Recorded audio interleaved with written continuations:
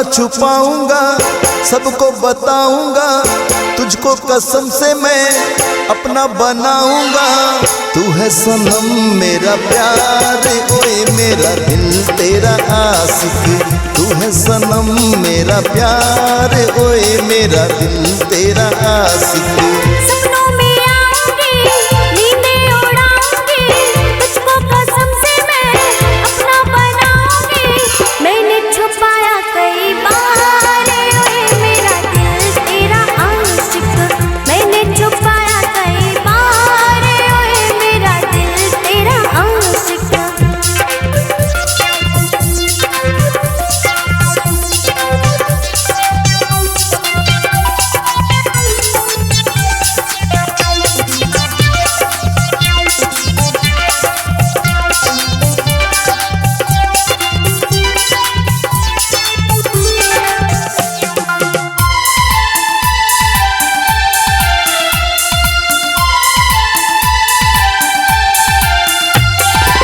एक लड़का एक लड़की थी, एक दूजे पे मरते थे।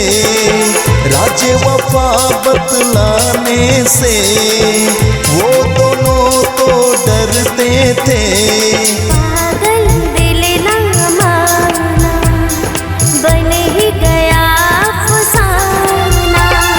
होने लगी मुलाकातें, खुल गई सारी बातें।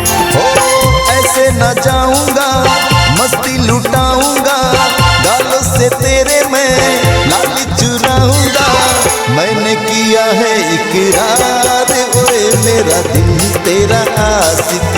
मैंने किया है इकरार, ओए मेरा दिल तेरा आशिक। सपनों में आऊंगी, नींदें उड़ाऊंगी, तुझको कसम से मैं अपना बनाऊंगी।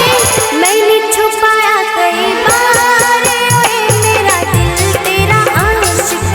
मैंने छुपाया कई बार, ओए मेरा दिल तेरा आशिक।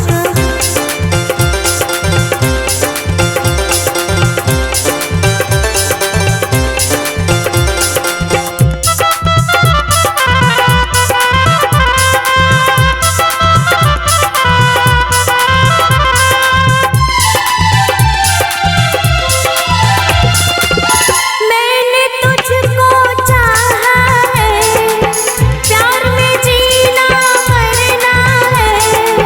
कुछ भी कर ले ये दुनिया, अब ना मुझको डरना है। याद तेरी तड़पाए, चैन कहीं ना पाए। ओ मेरी जाने जाना, दूर कहीं ना जाना। बाहों में आऊंगी, दुनिया बसाऊंगी, तेरे बिना तो मैं अब जी ना पाऊंगी। तुझ पे किया है एतबार, ओए मेरा दिल तेरा आशिक।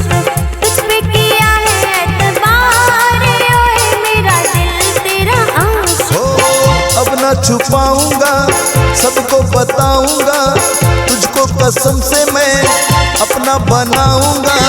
तू है सनम मेरा प्यार, ओए मेरा दिल तेरा आशिक। तू है सनम मेरा प्यार, ओए मेरा दिल तेरा आशिक।